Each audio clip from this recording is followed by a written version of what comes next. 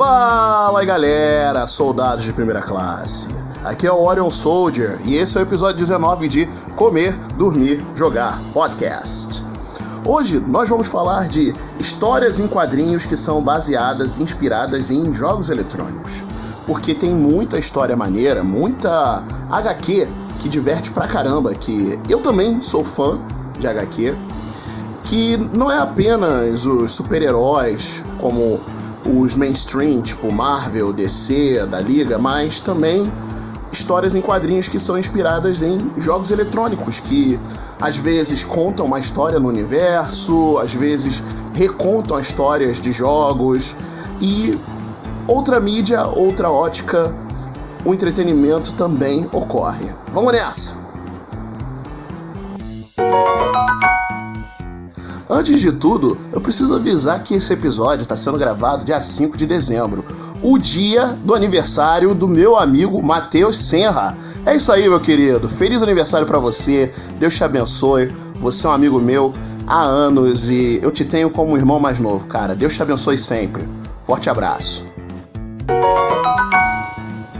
Eu sempre fui fã de histórias em quadrinhos. Eu sempre segui Marvel, DC. Tem alguns artistas até que eu gosto do esmero da técnica deles. Vamos dizer assim, tem os clássicos. Alex Ross, Todd McFarlane.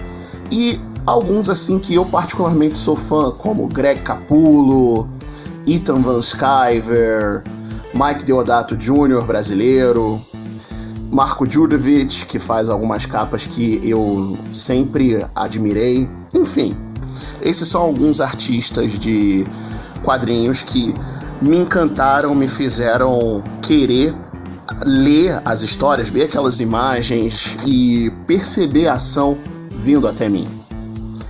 Porém, não apenas os heróis, os super-heróis, ou até histórias como The Walking Dead e War is Hell que me atraem, mas também histórias em quadrinhos que são inspiradas em jogos. Ver por essa perspectiva, por essa forma de arte, personagens que às vezes se tratando que eu comecei a jogar nos anos 90, vendo por uma estética que eu só via numa estética de jogos. Agora eu tô vendo numa estética mais completa. Dá pra perceber detalhes no traje, detalhes na armadura, detalhes até nas armas que os personagens usam. Enfim, ou até podem apresentar detalhes de história que, por exemplo, por se tratar de que a gente tem um jogo de luta e aí temos uma história em quadrinhos que a gente tem desenvolvimento maior de personagem, que nos anos 90 não dava pra ver tanto desenvolvimento de personagem, você só sabia que o personagem desenvolvia no final do modo arcade de um jogo de luta. Mas aí, lendo uma história em quadrinhos sobre o que tá rolando, por que esses personagens estão lutando e como eles estão lutando, como eles reagem a cada situação, você percebe que essa mídia é muito boa, essa mídia ajuda a crescer. E eu quero fazer aqui uma série de recomendações de histórias em quadrinhos baseadas em jogos eletrônicos aqui. Eu vou falar algumas que eu já pude ler, já tive contato e realmente recomendo, e que são bem aclamadas. Vem comigo! O primeiro jogo que eu vou mencionar aqui, ou melhor dizendo, a primeira história em quadrinhos baseada em jogo que eu vou mencionar aqui é Halo, da Microsoft, que foi publicado pela Dark Horse Comics. Esse carro-chefe, esse shooter em primeira pessoa, com exploração espacial, ele tem um universo bem complexo, bem expandido. Cada jogo você descobre alguma coisa nessa guerra entre os humanos, os Covenants, a trégua, até mesmo quando o Flood chega, tudo isso é bem intenso. Não é à toa que tivemos livros, tivemos até adaptações em live action, eu até recomendo aí, para quem quer ver Halo, Forward Unto Dawn.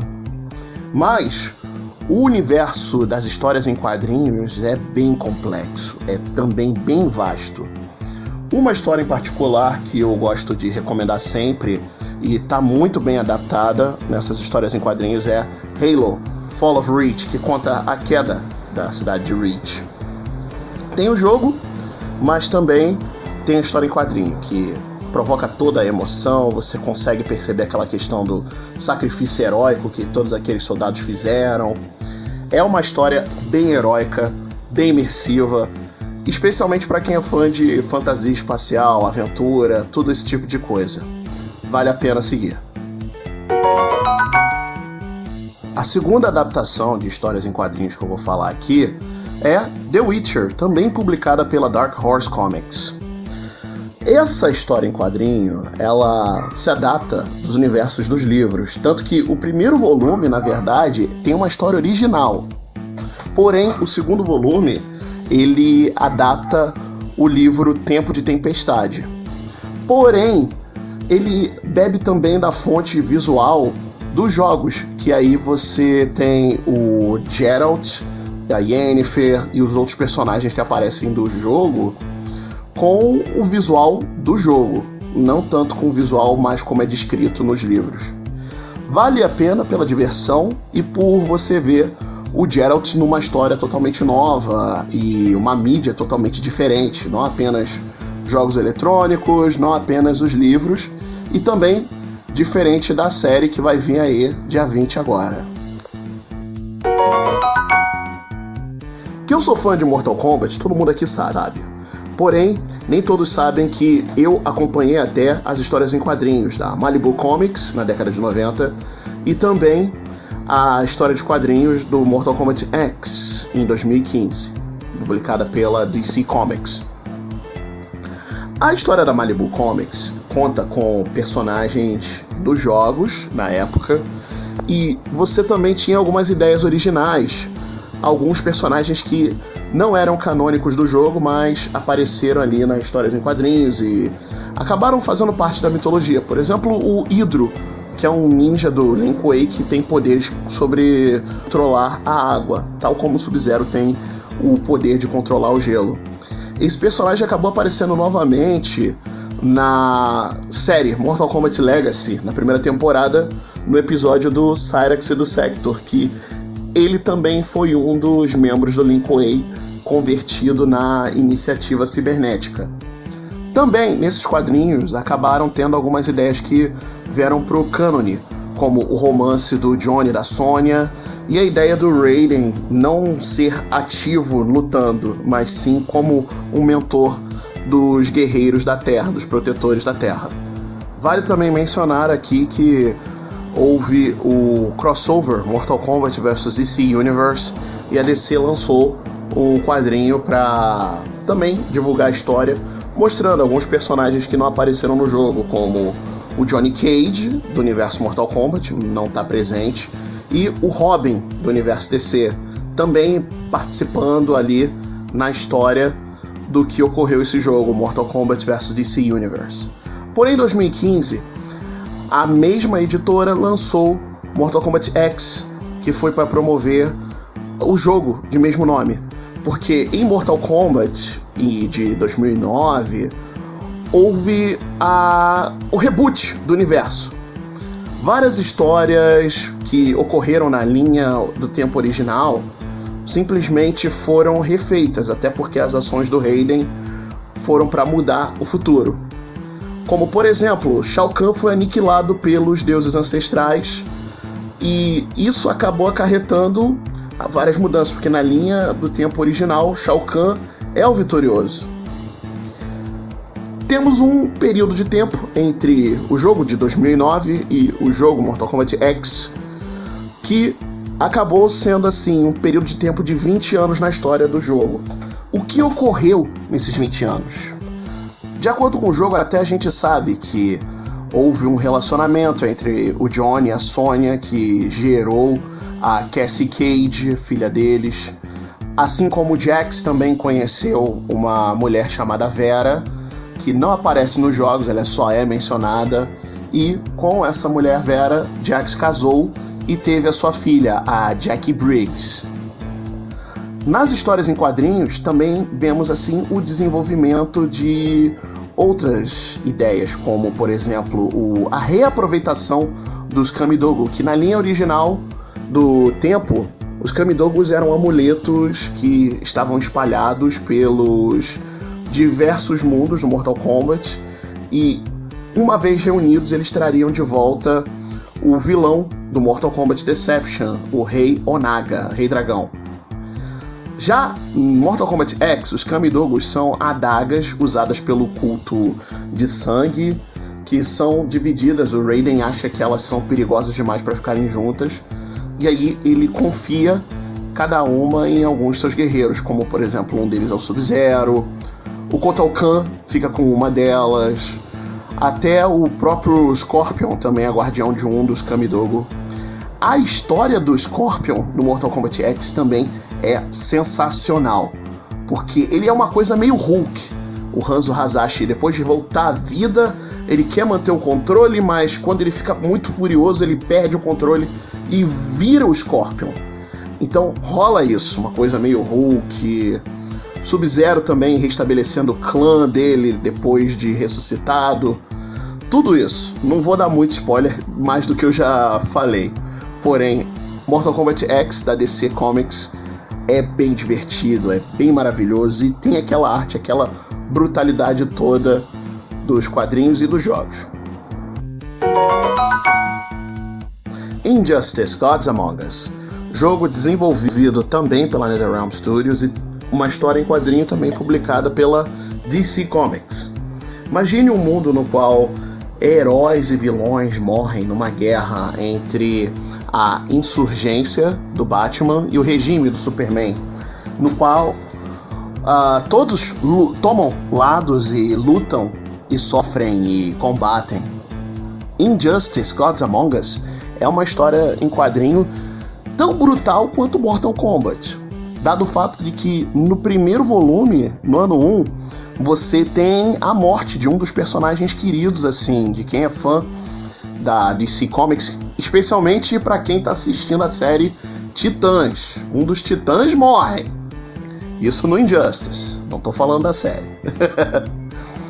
Porém, temos aí Injustice 1, que são os 5 anos que rolam entre a perda do Superman, a destruição de Metrópolis e o regime tomando poder, e o Injustice 2, que também tem vários volumes, que conta entre o espaço entre o primeiro jogo e o segundo jogo, o que ocorreu com o mundo depois da queda do regime.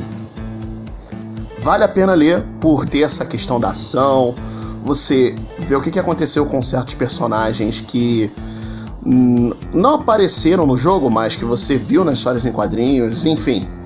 É um desfecho, é uma história bem legal e conecta bem com o jogo de luta da NetherRealm Studios sobre os nossos heróis vilões. Obviamente eu devo mencionar o Metal Gear Solid, que foi o jogo da Konami. Tivemos aí a publicação Metal Gear Solid de quadrinhos para IDW Publications. As histórias em quadrinhos do Metal Gear Solid, elas cobrem os eventos do Metal Gear Solid 1, que é o pro PlayStation, e o Metal Gear Solid 2, Sons of Liberty, pro PlayStation 2. As maiores diferenças são remoções de diálogos que fazem referências a tutorial e quarta parede. Nas edições que fazem referências ao primeiro jogo também não tem uma personagem que tá na trama, a Natasha Romanenko, que é da equipe de ajuda. E no Metal Gear Solid 2, o prólogo, que foi os eventos do Tanker, eles são contados em flashback. A história em quadrinho do Metal Gear Solid 2 vai direto já para a missão do Raiden. E o desfecho do personagem Stillman, também um personagem de suporte do Metal Gear Solid 2, é diferente nos quadrinhos do que o desfecho que ele sofre no jogo. Assim como também nós temos um vislumbre maior do Arsenal Gear e os outros Metal Gear Solids que tem dentro dele. Ou seja, vale a pena pela expansão da história, por ver aspectos que não são mostrados tantos assim nos jogos. Sem contar que Metal Gear é Metal Gear, meu filho. Essa história é fantástica. Para encerrar, eu queria deixar aqui algumas menções honrosas. Por exemplo, o Street Fighter da Udon Entertainment, que mostra a vida dos competidores, dos lutadores fora dos torneios. Por exemplo, o Ken com a esposa, o Ryu na jornada dele, a Chun-Li como policial. Tem também o The Last of Us, que foi publicado também pela Dark Horse. E alguns mangás baseados em jogos que eu também recomendo e gosto muito, como os mangás de The Legend of Zelda, especialmente pro meu amigo Léo Gadioli, o nerd nintendista. E os mangás de Pokémon, que você tem os mangás que seguem cada um a história de cada geração.